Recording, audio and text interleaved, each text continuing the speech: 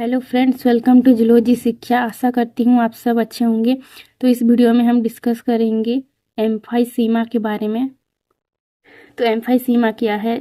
तो एम्फाइसीमा एक respiratory disorder है जो कि तो ये क्या है? It is serious disorder of the lungs characteristic by a hardening of alveolar wall. इसमें क्या होती है?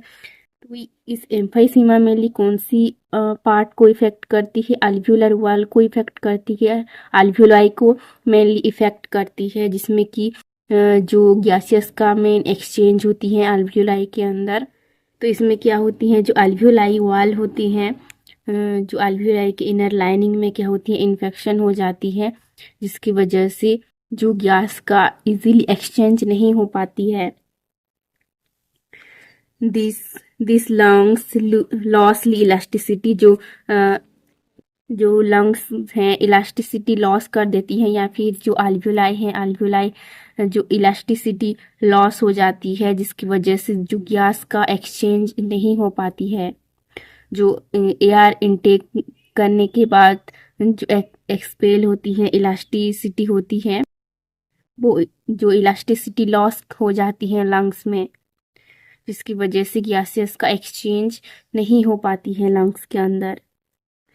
There is inflammation and abnormality of bronchioles and alveolar sac।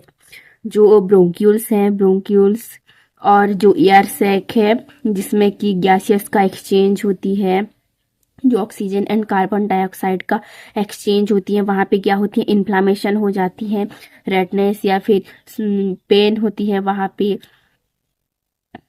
जिसकी वजह से जो ब्रीदिंग भी पॉसिबल नहीं हो पाती ठीक से, क्योंकि जो ब्रोंक्यूल्स और अल्वुलर सैक में इन्फ्लामेशन हो जाती है। देन एम्फाइसीमा के सिम्टम्स मेनली क्या क्या होते हैं? इनसफिशिएंट ऑक्सीजन, जो इनसफिशिएंट ऑक्सीजन नहीं पहुंच पाती है लंग्स के अंदर। जो एयर को हम इनटेक करते हैं, ऑक्सीजन लंग्स के अंदर प्रॉपर अमाउंट में ऑक्सीजन नहीं पहुंच पाती है, जिसकी वजह से ब्रीदिंग डिफिकल्टी आती है।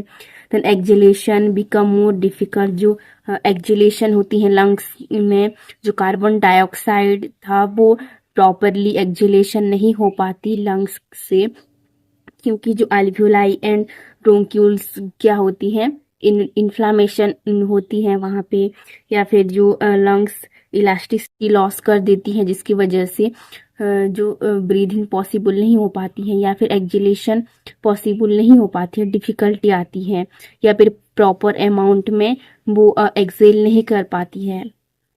Rate of O2 intake and CO2 output is reduce. Then जो ऑक्सीजन है, एटमॉस्फेयर से जो ऑक्सीजन है प्रॉपर अमाउंट में तो इनटेक होती है लंग्स के अंदर, लेकिन जो CO2 है, जो कार्बन डाइऑक्साइड है, जो कि वेस्ट प्रोडक्ट है, वो प्रॉपरली रिड्यूस नहीं हो पाती है। जो कार्बन डाइऑक्साइड प्रॉपर अमाउंट में लंग्स से बाहर नहीं निकल पाती है, जितनी अमाउंट में बाहर निकलना चाहिए वो नहीं निकल पाती है, क्योंकि जो अल्वुलाई में इन्फ्लामेशन होने की वजह से जो कार्बन डाइऑक्साइड प्रॉपर अमाउंट में लंग्स से बाहर नहीं निकल पाती है इस डिजीज में। देन एम्फाइसीमा का ट्रीटमेंट क्या क्या होती है? एंटीबायोटिक्स, देन एंटीबायोटिक्स दिया जाता है, जिसकी वजह से जो ब्रोंक्यूल्स में इन्फ्लामेशन हुआ था उसको रिड्यूस कर सके। देन और कौन सी ट्रीटमेंट होती है? ब्रोंक्योडाइलेटर दिया जाता है, ट्रीटमेंट किया जाता है, and oxygen therapy. Then oxygen therapy भी यूज़ किया जाता है इस डिजीज़ की कंडीशन को, जिसकी वजह से जो अल्वुलाई में प्रॉपरली ठीक हो सके। जो अल्वुलाई में इन्फेक्शन या फिर इन्फ्लामेशन हुआ था, या फिर जो लंग्स इलास्टिसिटी लॉस कर देती है, उसको ये थेरापी मेनली यूज़ किया जाता है। देन थर्ड जो रेस्पिरेटरी डिसऑर्डर है वो क्या है? ब्रोंकियोसिटिस। तो ये डिजीज कैसी होती है? ये भी एक रेस्पिरेटरी डिसऑर्डर है। ये किसको मेनली इफेक्ट करती है? ये ब्रोंक्यूल्स को मेनली इफेक्ट करती है, जो कि रेस्पिरेटरी पैसेजेस हैं, ब्रोंक्यूल्स हैं, उसको मेनली ये इफेक्ट करती है इस disease. Over growth and increase in cell number of bronchials lining, जो ब्रोंक्यूल्स होते हैं, जो एयर पैसेजेस हैं, जो कि ऑक्सीजन को अल्वियोलाई तक पहुंचाती हैं। तो ब्रोंक्यूल्स की जो इनर लाइनिंग होती है, तो इनर लाइनिंग जो उभर ग्रोथ इंक्रीज हो जाती है उभर लाइनिंग में। जो ब्रोंक्यूल्स की जो इनर लाइनिंग है, तो इनर लाइनिंग की जो सेल नंबर क्या होती है, इंक्रीज हो जाती है, यानी कि मल्टीपल लेयर बन जाती है वहां पे, जिसकी वजह से जो ब्रोंक्यूल्स की एयर वेज वो रिड्यूस होता जाता है, यानी कि जो एयर पैसेजेस छोटा होता जाता है, एंड वहां पे इन्फेक्शन भी कॉज होती है। फिर सेकंड क्या होती है, the number of mucus secreting cells and goblet cell increase due to inflammation. तो जिन ब्रोंक्यूल्स में जो इनर लाइनिंग का जो सेल नंबर इंक्रीज हो गया था, वहां पे क्या होती है, जो म्यूकस सिक्रेटिंग सेल्स प्रेजेंट होती हैं वहां पे, जो इनर लाइनिंग में म्यूकस सिक्रेटिंग सेल्स प्रेजेंट होती हैं, जिसको क्या बोलते हैं, गॉबलेट सेल बोलती हैं।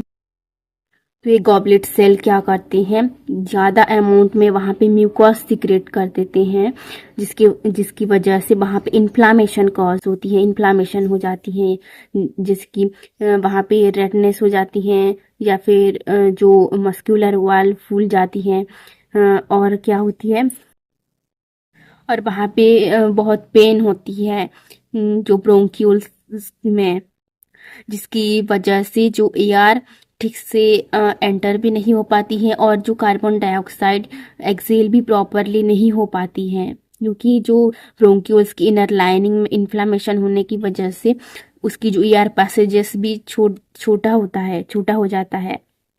देन कॉज कैसे होती है इस disease, it is inflammation of bronchi due to an infection. Then inflammation होने की वजह से ब्रोंक्यूल्स में इन्फ्लामेशन होने की वजह से जो ब्रीथिंग भी नहीं हो पाती है।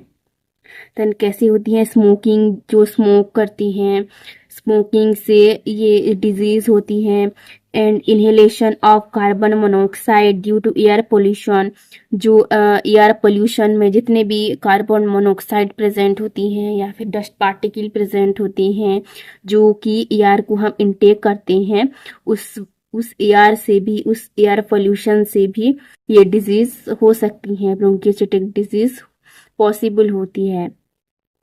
देन जितने भी फैक्ट्री होती हैं, फैक्ट्री में बहुत एयर पोल्यूशन होती है, तो उस एयर में भी ये डिजीज हो सकती है।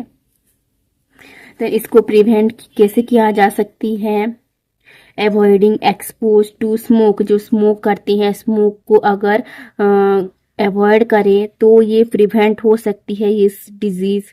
देन कैसे होती है, केमिकल एंड पोल्यूटेंट एयर, जो केमिकल एंड पोल्यूटेंट एयर होती है जहाँ पे, वहाँ पे अगर हम अवॉइड करें जाना तो उससे भी प्रिवेंट हो सकती है इस डिजीज, क्योंकि जो पोल्यूटेंट एयर में बहुत हार्मफुल केमिकल्स भी प्रेजेंट होते हैं, या फिर हार्मफुल डस्ट पार्टिकल भी प्रेजेंट होते हैं, जिसकी इनटेक की वजह से इस डिजीज होती है। तो इस केमिकल एंड पोल्यूटेंट एयर से हम अगर वहाँ पे ना जाए, या फिर उस एयर को हम इनटेक ना करें, तो इस डिजीज से हम बच सकते हैं, प्रिवेंट हो सकते हैं।